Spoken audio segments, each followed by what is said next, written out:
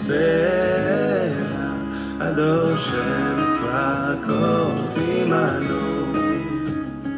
נשגב לנו אלוקי יעקב סלע, הדור שמצווה קודש היד המותח בה, השם הושיע מלך יעננו ביום קוראנו ליהודים הייתה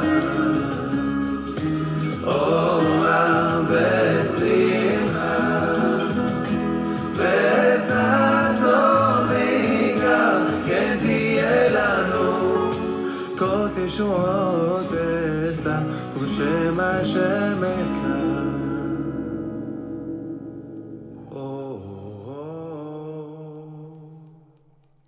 A good vach! Shavua Tov! Let me turn that off. How are you, my holy sisters and brothers? Shabbat has ended. We are starting a new week, and we're doing it right with some beautiful Torah and Talmud learning. Let's light up the darkness. Oh. I may need a new lighter soon. Oh boy, look at that. I am going to need a new lighter. But we've got light tonight. Okay. Who is with us as we're starting off a new week with some beautiful learning on a Saturday night? Chris Castile says, woohoo! Sharon in Lebanon, New Jersey. Paula in Chicago. Harold wishing a Shavua Tov from Oregon. Bill in Berkeley, hoping everyone's Shabbos was restorative. Gwen wishing us a good evening. Chris says, just myself. Shalom from a lady in South Louisiana. Paula says, the great Northwest is here. Ann in Merced. Marjorie wishing us shalom. The other Marjorie in Georgia. Heidi in Tucson. Sandy wishing us good evening. Nancy in North Carolina. Lindsay in Cincinnati. Miriam in Colorado. Esther in Florida. It's coming in fast now. Atanda in Oklahoma. Miriam saying Shavua Tov. And Zinaida Voronenko wishing us Shavua Tov from Ukraine. Wow, welcome Zinaida. I always love it when we have a good international component. And over there on the YouTube side, Tamiro is with us from Ethiopia. Welcome Tamiro. Welcome everybody. All right, so a quick Torah thought. That's the thing we've established now. We're always going to have a quick Torah thought before we get into our page of Talmud.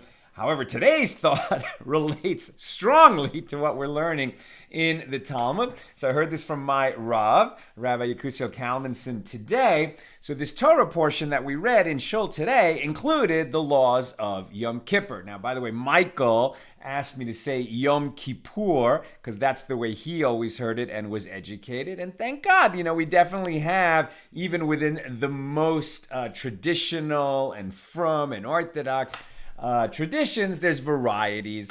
So today when my Rav was teaching about some laws of Yom Kippur, he said Yom Kippur. So forgive me, Michael, but I'm going to say it like my Rav said it. So a story is told, and we're going to encounter this later in our journey through Tractate Yoma, the laws of Yom Kippur that we're in now. But it was told today with respect to the Torah portion that we read in synagogue. So, there was this big break, and we've come across this a few times already, this very contentious, acrimonious attitude between the Sadducees and the Pharisees. These are English terms, but the Sadducean and the Paroshim. So who are these people? So the Paroshim, the Pharisees, were the ones who, maintained and were true to Moses and the oral tradition, the Torah Shel Peh, the oral Torah, which accompanied the written Torah, commenced by God at Mount Sinai, and a tradition which began there with a few core laws, which were actually given to Moses by God. So these are laws le Moshe mi Sinai, to Moses at Sinai. or from Sinai. Where, for example, what is tefillin and what is matzah, and the law that we've been studying now for almost 2 weeks, that they would sequester the high priest for 7 days before Yom Kippur. The origin of that law was a halacha leMoshe miSinai, at Sinai.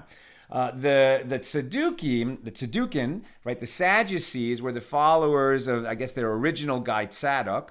And their idea was, no, the oral tradition is not real, and we only hold by the written Torah. So, that included some things like, well, you can't have a light in your house on Shabbos because you can't kindle fires, so they would sit in the dark, according to some traditions. And a lot of other things. And for them, some of them were very, very devoted to that line of thought. It was definitely considered heretical by the rabbis, by the sages, and ultimately they died out. Right? They're not around anymore, and our tradition is going strong 3,000 years later. But during the times of the temple in ancient times, that feud was ongoing, and there were times when the Sadducees were ascendant, and it became a problem, and there was violent sort of civil strife between the two factions.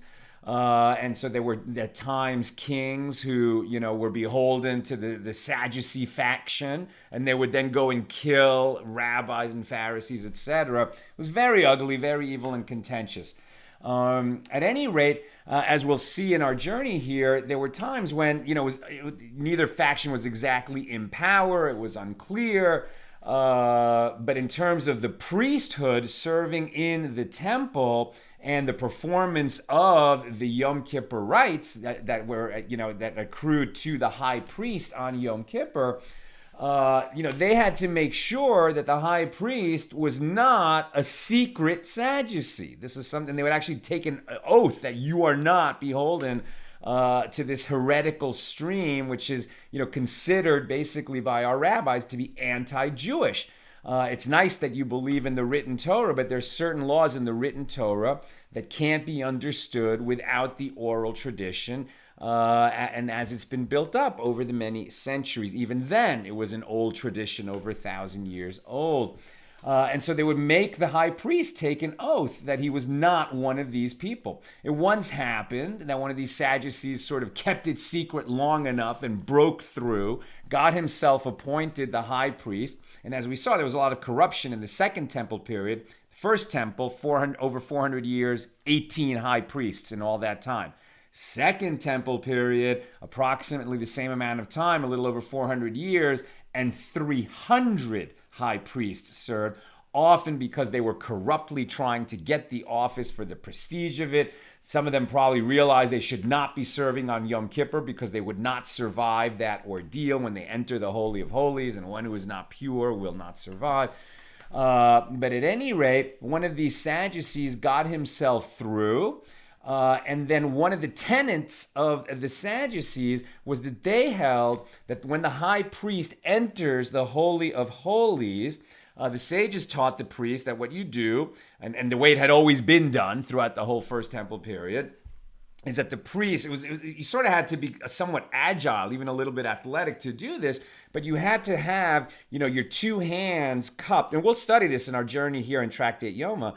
But the incense, the extremely finely ground incense of the highest quality, along with some coals, some red hot coals in a ladle, and he would carry the incense in his hand and the ladle kind of, I think, head between a couple of his fingers, get inside the Holy of Holies, and then deposit that incense on the coals, and then this cloud of incense smoke would fill the Holy of Holies. And the Torah says you have to have that incense, high priest has to have that incense with him when he encounters the divine presence in the Holy of Holies, lest he die if he doesn't have it with him.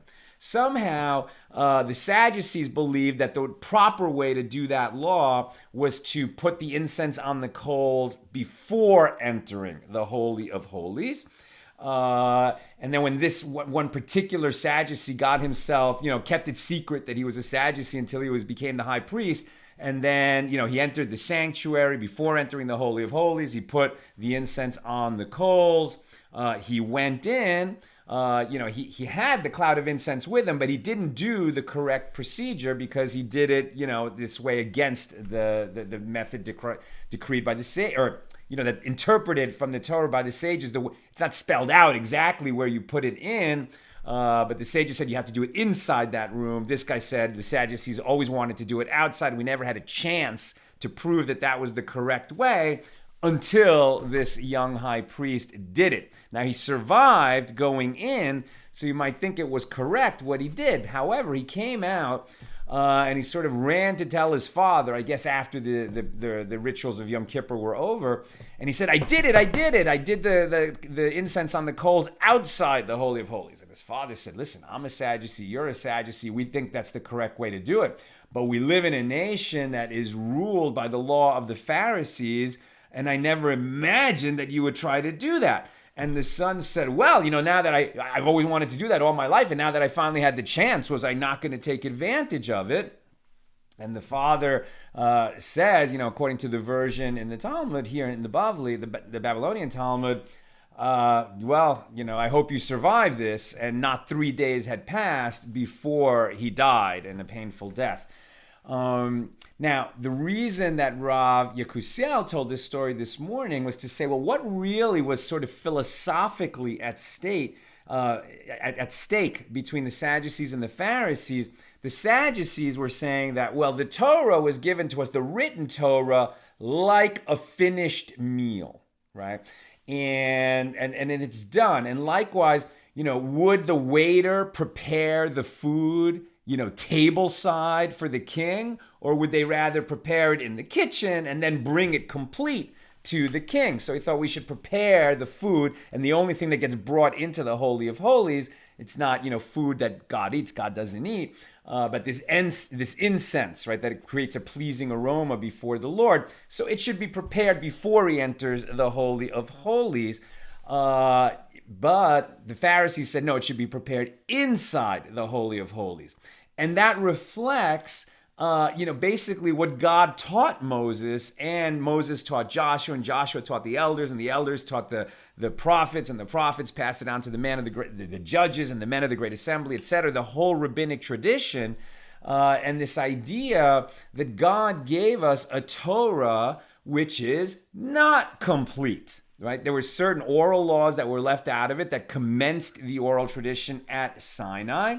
And even though God's word is complete and will never be abridged, there were all kinds of situations that couldn't have even been contemplated at the time that the Torah was given at Mount Sinai. And the oral tradition would ensure that as the times changed, as new technologies crept into it, as the world changed, as political powers changed, as new questions were brought before the sages, there would be a tradition capable of dealing with it and taking the eternal laws of the written Torah and applying them to the new situations. So God invites us in, as it were, to learn the Torah with him and to teach the Torah with him. And that is represented by the high priest on Yom Kippur entering the Holy of Holies and creating the incense cloud sort of in God's presence, with God looking over his shoulder, as it were. Certainly obeying the law. It's not about, like being a free thinker and making up stuff. But it's about a tradition grounded all the way at Mount Sinai, and which is an inherent part of the Torah. And the Sadducees didn't understand that. They caused a lot of harm, and eventually they disappeared. So that was a little teaching from this morning. Okay, if you have questions about that, put them in the comments, and I'll get to it at the end of our page of Talmud. Tonight's page is a little bit short, so we're going to keep it moving and do the whole page. Where are we holding? This is Daf Yud Gimel, page 13, here in Tractate Yoma, the sixth volume of the Talmud, The Laws of Yom Kippur. We are still discussing the first Mishnah about sequestering the high priest for 7 days before Yom Kippur, before he enters, a halacha given to Moses at Sinai. But then the sages looked for ways for sources and derivation of that law within the Torah, and sort of analogous to the inauguration of the tabernacle the first time that the high priest served, when Aaron was anointed and the tabernacle was inaugurated, and also with analogies to the laws of sequester, and he was sequestered for 7 days, and also that priests were sequestered prior to slaughtering and burning the red heifer. It's something we've discussed so far in our journey. Today we're finishing our discussion of this first Mishnah. Tomorrow, with God's help, we'll just start discussing the second Mishnah. So, it was taught in the Mishnah that Rabbi Yehuda says the sages would even designate another wife for the high priest. We've already seen that the sages designated a backup high priest in case something happened to the high priest. If he became ritually impure and was not able to perform the service on Yom Kippur, they had a backup high priest ready. They would even have fitted him for clothes, but they don't remove him from his house and sequester him in the temple compound like they do with the anointed high priest. In the Mishnah, it also said that Rabbi Yehuda said they would even appoint a backup wife for him. Why? Because the law says that on Yom Kippur, the high priest will make an atonement for himself and his house and the nation. So for himself is clear, for the nation is clear, for his house, does his house need an atonement? So clearly his house, which occurs in several other places in Scripture, refers to his wife. So a high priest had to be married in order to perform the Yom Kippur service. So since he had to be married, so then there was the concern, well, what if his wife died prior to Yom Kippur or even on Yom Kippur? And so Rabbi Yehuda said, well, they would have designated a sort of backup wife in case his wife died, so then she could step in and be his wife. But now we're actually discussing that law. It's problematic. And in the Mishnah, the rabbis disagreed with Rabbi Yehuda and said, no, we're not concerned about the wife dying. And now that's what we're discussing here. So it's taught in the Mishnah that Rabbi Yehuda says the sages would even designate another wife for the high priest lest his wife die. And the rabbis say there is no concern lest his wife die, and therefore the sages did not designate another wife for him. Now the Gemara asks, with regard to the opinion of the rabbis, aren't they concerned lest he become tameh, ritually impure, which is why the sages designate a replacement high priest? Well, why then are they not concerned lest his wife might die? And the Gemara answers that the rabbis could have said to you, well, impurity is common. Ritual impurity is pretty common, as it is not unusual for the high priest to become impure, either due to secretions from his body or from some external source. But death is not very common, and therefore there is no concern lest his wife die. It was taught in the Mishnah that the rabbi said to Rabbi Yehuda, if so, that you are concerned lest his wife die, and therefore we designate a replacement wife, well, there's no end to the matter. You should also be concerned lest the second wife die, requiring designation of a third and even a fourth wife. And the Gemara comments, the rabbi spoke well to Rabbi Yehuda, making a good point. What can Rabbi Yehuda respond? Well, Rabbi Yehuda could have said to you, for the potential death of one wife, we are concerned. For the potential death of two, we are not concerned. I mean, the odds are so against that the wife would die in exactly this period of time. So it could happen. Okay, maybe we should have a backup wife. But are we really going to be concerned about the odds of two women dying randomly in the same week? And we don't have to worry about that. The odds against that are astronomical. And the Gemara asks, and what would the rabbis respond to this contention of Rabbi Yehuda? And they would say, if there is reason to be concerned for potential death, then even for the potential death of two wives, we are concerned. And the Gemara suggests if, according to the rabbis, there is no distinction between concern that one wife might die and concern that two wives might die, well, then let them say the same with regard to their own opinion. Just as they designate a replacement high priest, lest the anointed high priest become impure, they should designate a second replacement high priest, lest the first one also become impure.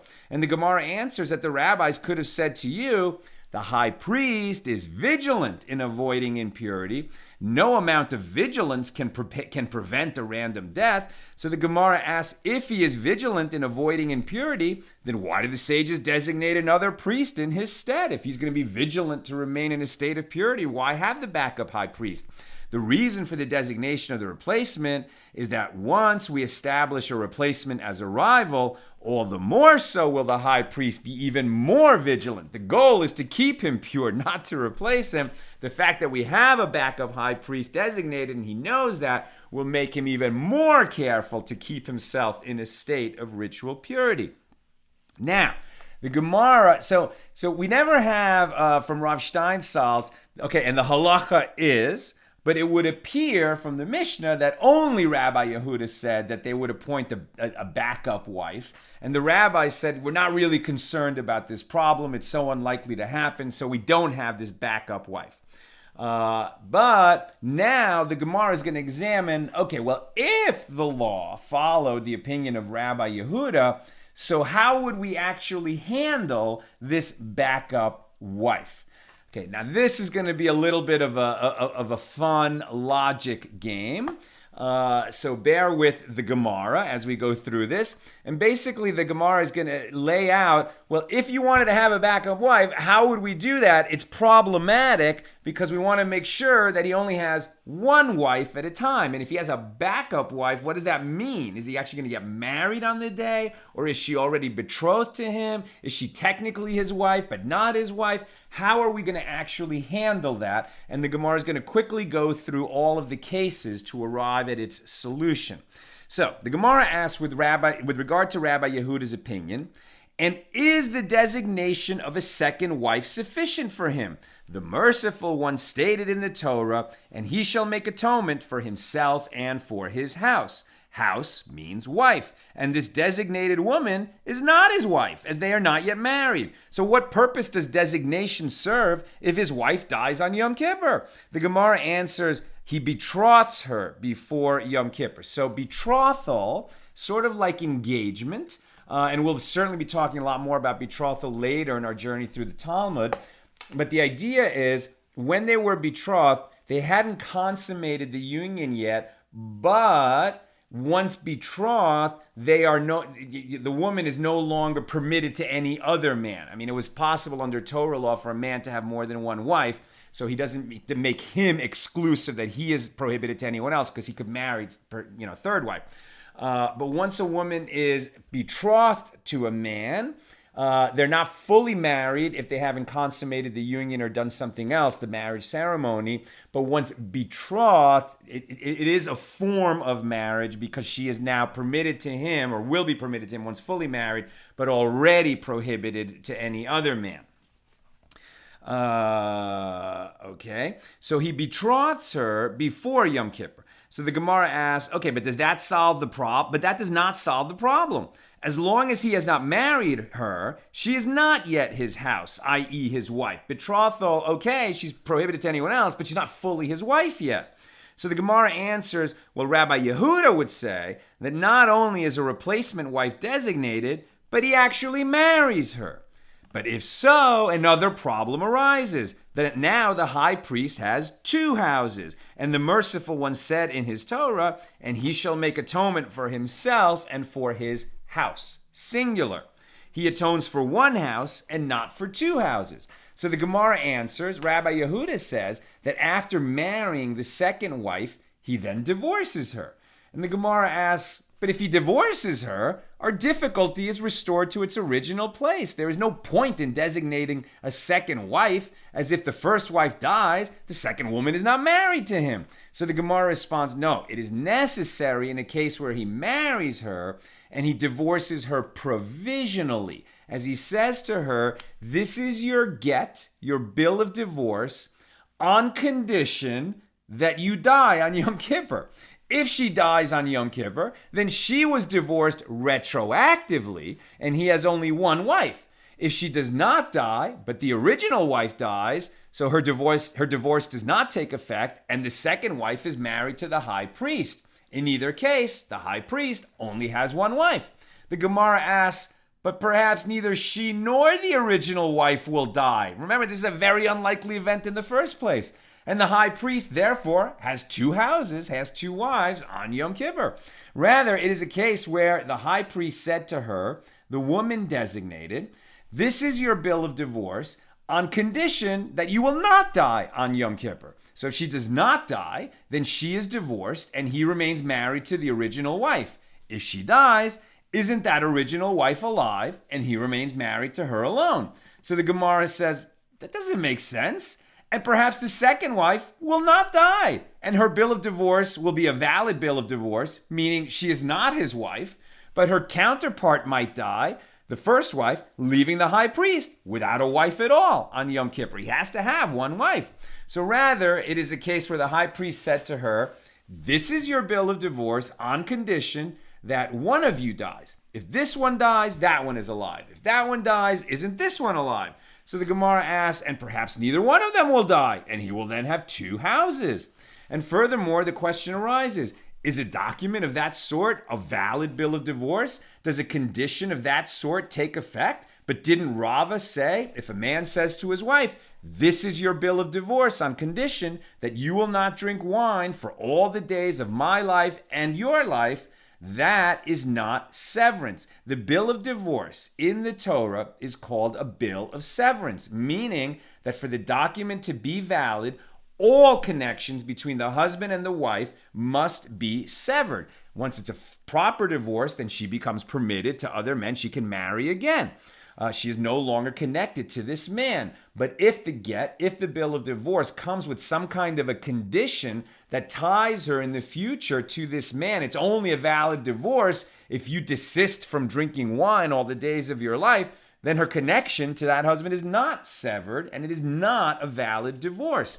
If there is a provision in the document that maintains a permanent connection between the spouses, like this example of to not drink wine for all of her life, the document is not a valid divorce. However, if one said to his wife, this is your bill of divorce on condition that you will not drink wine during all the days of the life of so-and-so, a third party, that is a severance, since the condition is not dependent on her and him, but on the life of a third party. It is like any other condition in a divorce. Therefore, in the case of the high priest, since the divorce takes effect only if neither of the women dies, that is a condition that maintains a relationship between the husband and wife as long as she lives, which invalidates the divorce. So we didn't achieve anything with that particular conditional divorce.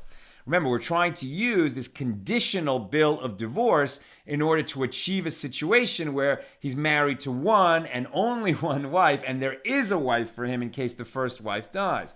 Rather, let's try it again. It is a case where the high priest said to the second wife, this is your bill of divorce on condition that your counterpart, the other wife, will not die. If her counterpart, the first woman, does not die, the second woman is divorced. And if the first woman dies, isn't the second woman alive and not divorced? And the Gemara asks, and perhaps her counterpart will die in the middle of the Yom Kippur service. And it will become clear retroactively that the bill of divorce of this second woman is not a valid bill of divorce since the first wife died. In that case, it turns out retroactively that he performed part of the service with two wives. Rather, it is a case where another attempt. It is a case where the high priest said to the second wife, this is your bill of divorce on condition that your counterpart dies.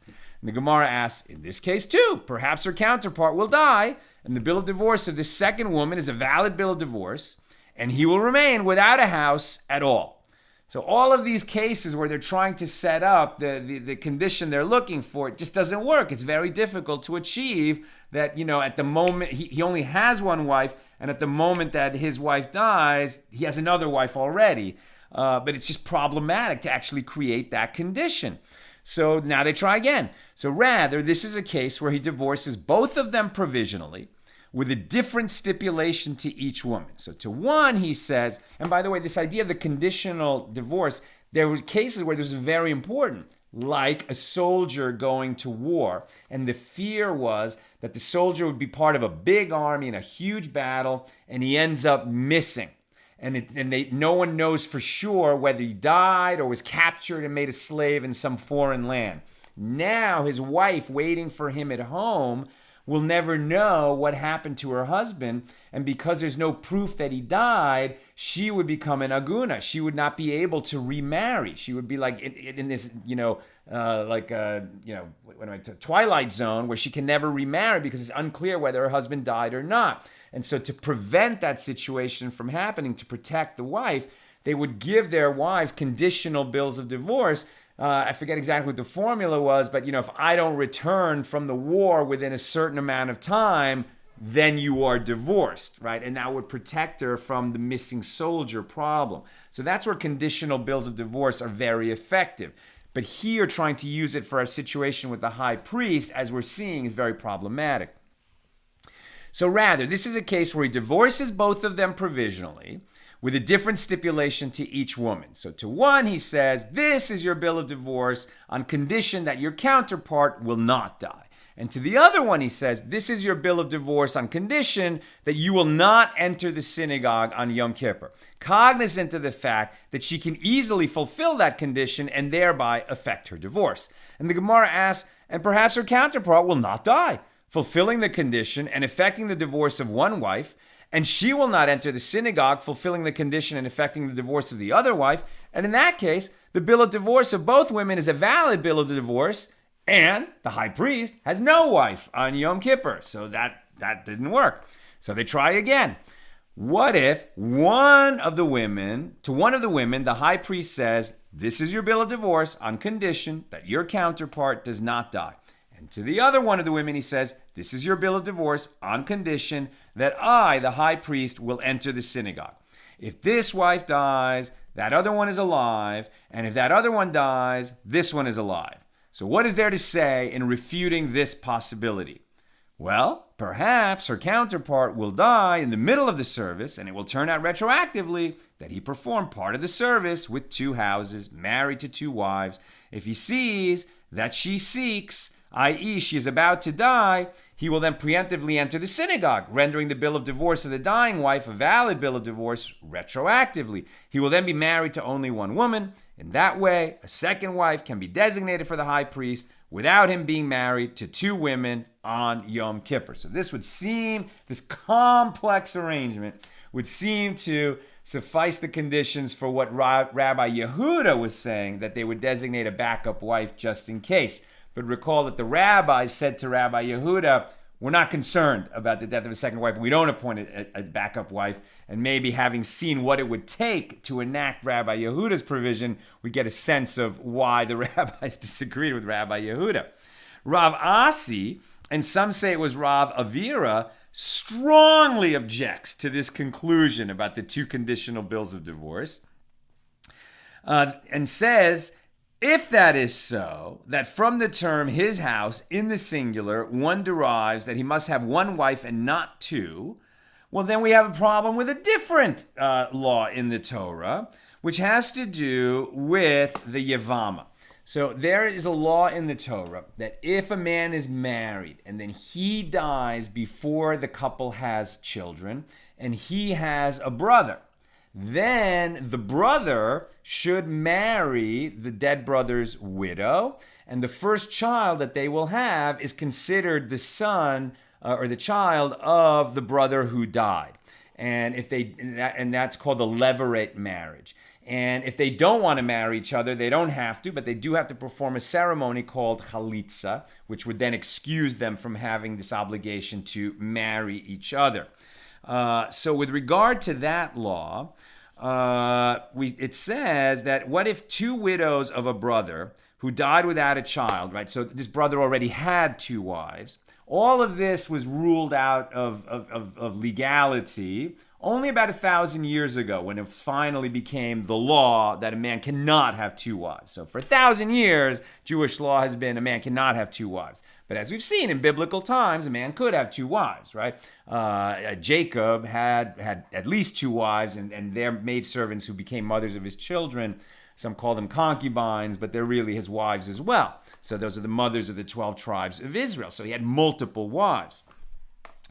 Okay, so if a man had 2 wives and then he died, so 2 widows of a brother who died without a child, who come from one house. In other words, they were married to the same man, and they should not be obligated to. Should they not be obligated to marry his brother in levirate marriage?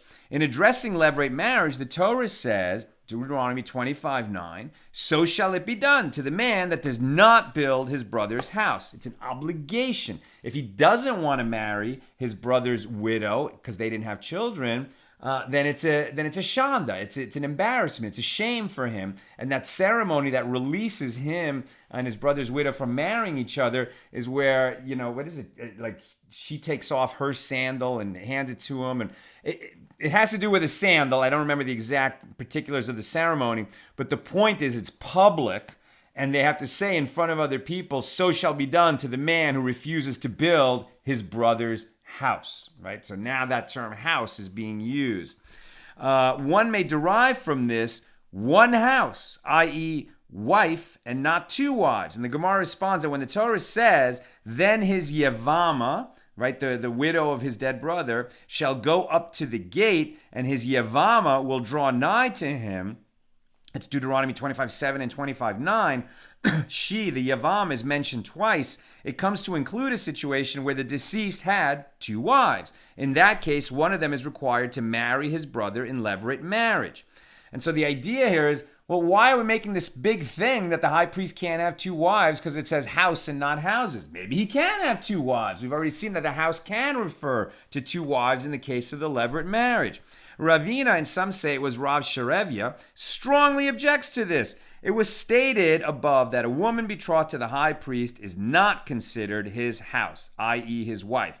However, if that is so, a betrothed woman whose betrothed passes away should not be obligated to marry his brother in levirate marriage, since the term house appears in that context as well. But in practice, this is not the law. And the Gemara answers that the Torah says, the wife of the dead shall not be married outside to one not of his kin. And this superfluous term outside, it could have said, the wife of the dead shall not be married to one not of his kin. Why does it say to one outside, not of his kin? Outside comes to include the betrothed woman as well as the fully married woman. Although she is still technically outside the family, the brother of the deceased must either marry her in levirate marriage or perform chalitza. And that's where we leave it. Now, apropos the death of the wife of the high priest, the Gemara cites an additional baraisa. The sages taught a high priest sacrifices offerings when he is an acute mourner on the day of the relative's death, but he does not eat from those offerings. So now we're talking about the high priest doing the divine service, the avoda, in the temple on other days of the year, not on Yom Kippur.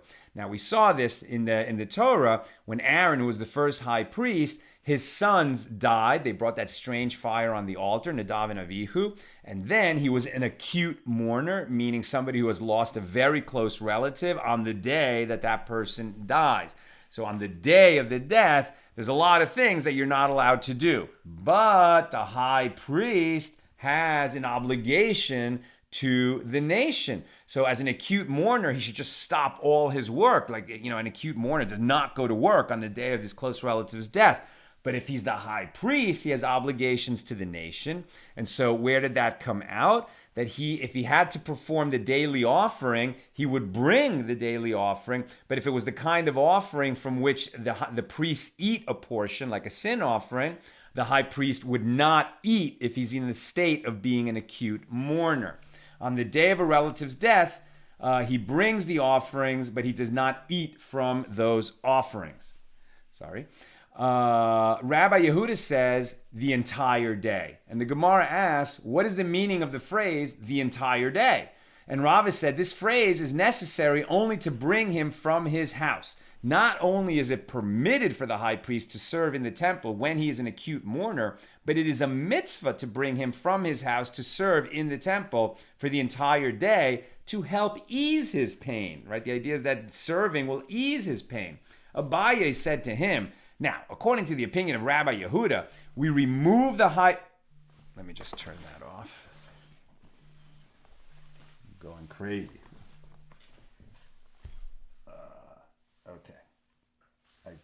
Sorry, I put it on Do Not Disturb, but it's ringing anyway. Okay. Where am I?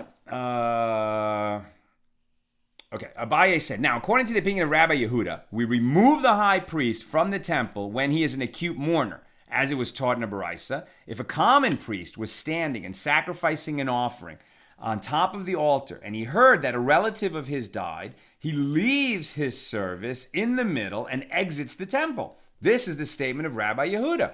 Rabbi Yosei says he completes the service and then he leaves. Rabbi Yehuda rules stringently in the case of a priest who is an acute mourner sacrificing an offering. Even though the Baraisa is referring to a common priest, it is reasonable to say that the same is true with regard to a high priest as well. So Rabbi Yehuda says that a high priest who becomes an acute mourner exits the temple. And you say we bring the high priest who is an acute mourner even from his house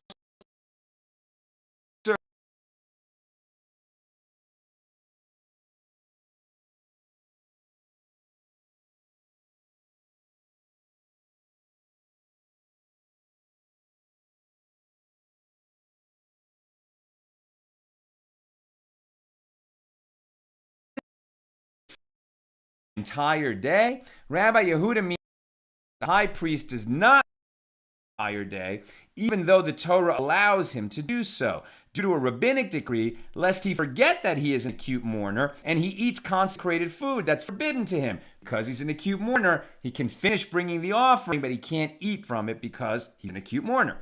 And did Rabbi Yehuda issue a decree lest he eat? But didn't we learn in the Mishna that Rabbi Yehuda says the sages would even designate another wife for him lest his wife die? And if his wife dies, he nevertheless performs the temple service. And Rabbi Yehuda did not issue a decree lest he eat. And this contradicts another statement of Rabbi Yehuda that a high priest may not serve for the entire day, that he is an acute mourner. We've been discussing what happens if the wife, the high priest, dies.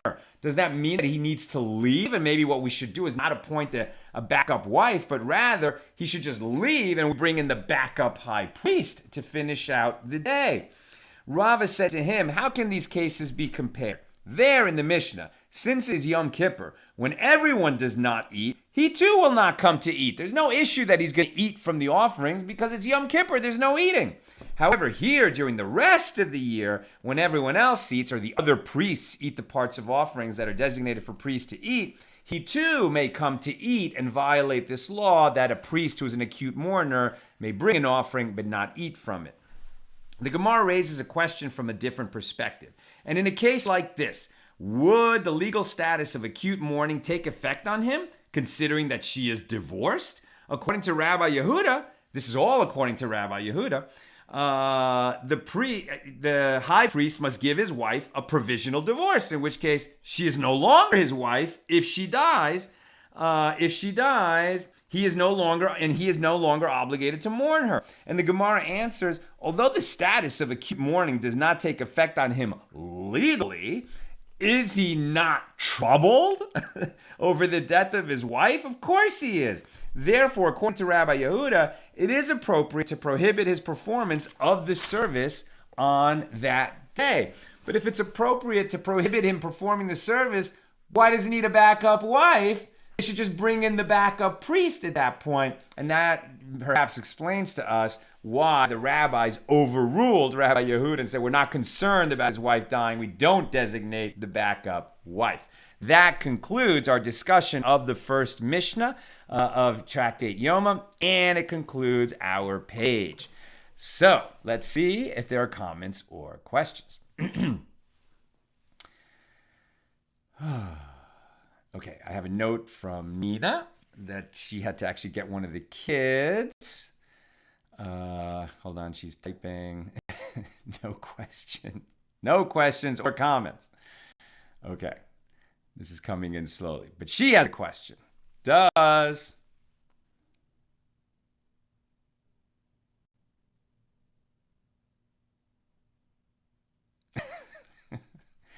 the backup wife get interviewed and meet the Cohen first, or is she simply appointed or is she randomly assigned? And it's a great question, like how would they designate this backup wife? But what it seems is the whole idea of the backup wife was rejected. Rabbi Yehuda had good reasons for making the argument why they should have the backup wife, but the rabbis said to him, we're not concerned over the death of the backup wife. And so it would appear that while they definitely did, and we saw an incident where there was a backup high priest, there was always a designated backup priest, and there was at least one time when he had to step in because the anointed high priest became disqualified.